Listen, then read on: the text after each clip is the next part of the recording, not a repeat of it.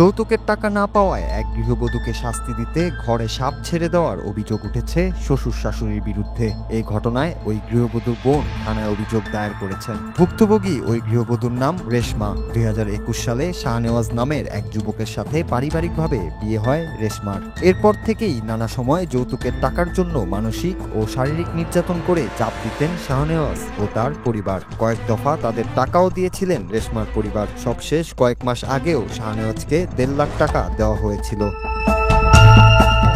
রেশমার বোন অভিযোগে বলেছেন, যৌতুকের জন্য ধারাবাহিকভাবে চাপ দিচ্ছিলেন বোনের শ্বশুর বাড়ির লোকজন। টাকার জন্য তার বোনকে জোর করে একটি ঘরে আটকে রাখেন তার শ্বশুর শাশুড়ি। তারপর সেখানে একটি বিষধর সাপ ঢুকিয়ে দেন তারা। সেই সাপ রেশমাকে দংশন করলে প্রাণ বাঁচাতে চিৎকার করে রেশমা, তবুও কেউ দরজা খোলেননি। পরে বোনের সাথে যোগাযোগ করলে বোন গিয়ে তাকে উদ্ধার করে হাসপাতালে ভর্তি করেন।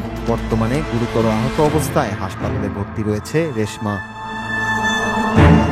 ঘটনাটি ঘটেছে ভারতের উত্তরপ্রদেশের কানপুর শহরের কলোনেলগঞ্জ এলাকায়। এই ঘটনায় বোনের স্বামী, শ্বশুর, শাশুড়ি, ননদ, ভাসুর এবং আরও 3 জনের বিরুদ্ধে মামলা করেছেন রেশমার বোন।